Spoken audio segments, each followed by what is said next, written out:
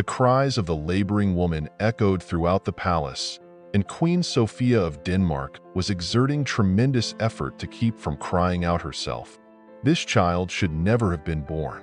Now, it would serve as a daily reminder of betrayal. Her own sister had taken to bed with her beloved husband. "Curse the day my sister set eyes on Sweden," the queen exclaimed loudly. In her frustration, she yanked at the pearl necklace she had been clutching in her left hand, causing the threads to snap. Round white pearls scattered across the floor like tiny peas. Sophia Eriksdotter was born in the year 1240 and became the eldest daughter of the Danish king. She barely remembered her father. He was often away from the capital, fighting against brothers who sought to usurp his throne. 10 years after her birth, the king was murdered, and her uncle, Prince Abel, ascended to the throne. Few doubted that he had hastened the death of the Danish king, prompting the widowed queen and her children to stay far from Copenhagen. Among the 4 princess sisters, Sophia was undoubtedly considered the most attractive. Tall, fair-haired, with large expressive eyes and remarkably graceful, she drew admiration wherever she went. But beyond her striking appearance, Sophia was known for her keen intellect and razor-sharp tongue. Anyone who incurred her disapproval received a biting and often hurtful nickname. Sophia had a talent for mockery. Uncle Abel soon passed away, and another brother, Christopher, took the throne. It was at this point that a plan for a marital alliance between Sweden and Denmark emerged. The Swedish crown prince was to marry Sophia, while another Danish princess, Ingeborg, was promised to King Magnus of Norway. However, the ruler of Sweden was also eager to wed. He took as his wife the widow of King Abel.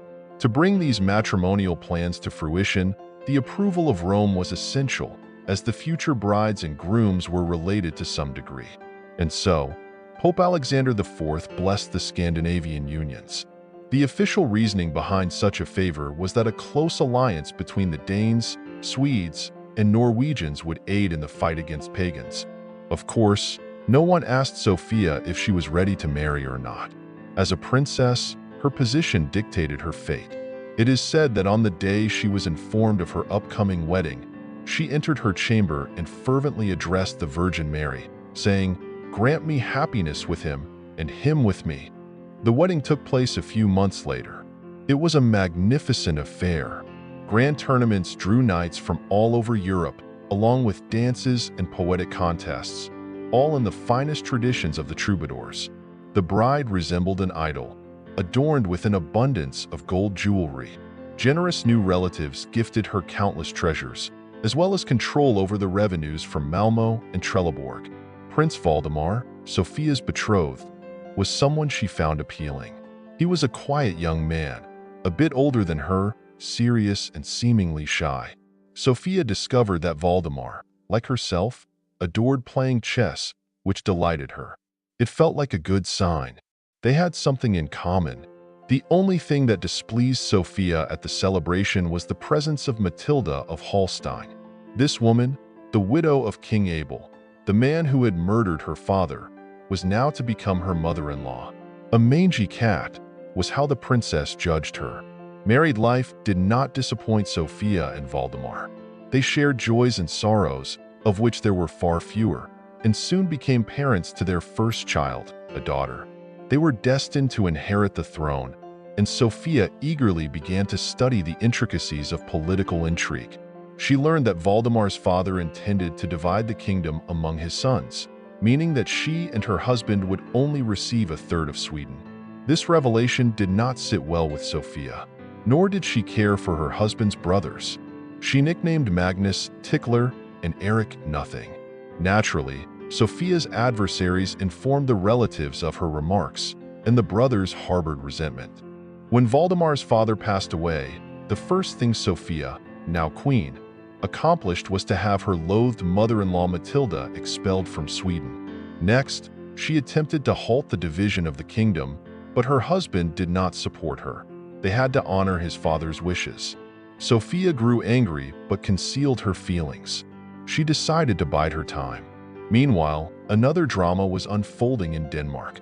Sophia's 2 remaining sisters, Agnes and Jutta, had been locked away in a convent by the king's order. Each girl had a substantial dowry that would naturally go to their husbands. The Danish king decided to act preemptively. He had the princesses shorn and turned into nuns, so he wouldn't have to relinquish their hereditary lands.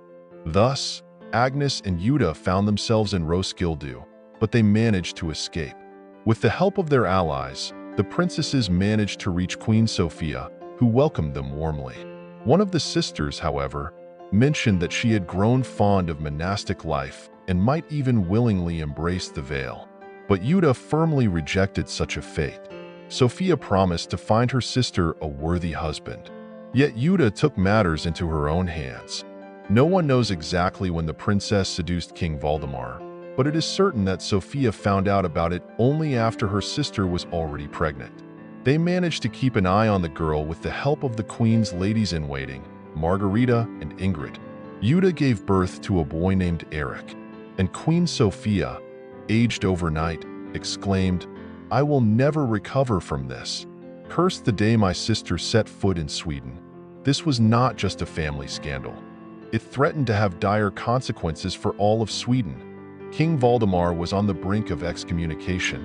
Sharing a bed with one's wife's sister, according to 13th century church doctrine, was tantamount to incest. The king had to promise to make a pilgrimage to Rome, while Jutta was sent away. Ultimately, the princess ended up back in Roskilde, from which she had fled.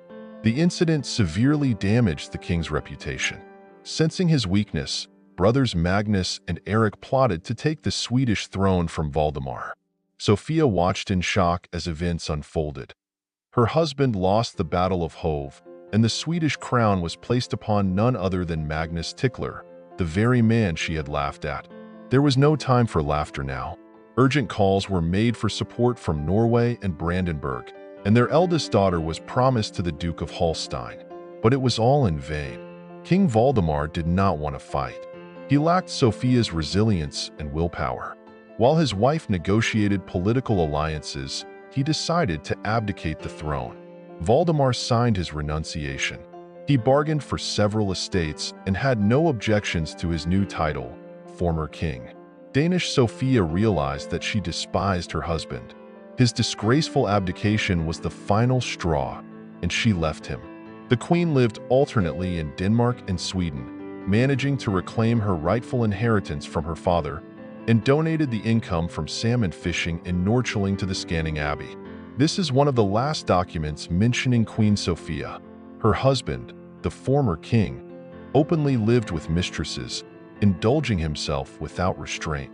He died in the year 1302. Danish Sophia reconciled with King Magnus and no longer mocked him. With his help, she arranged marriages for her daughters, one of whom even became the Queen of Poland. Sophia passed away in the year 1286, and despite her confessor's pleas, she could never bring herself to forgive her sister Jutta. The former Queen of Sweden was convinced that it was her sister who had brought all the ensuing misfortunes upon her family.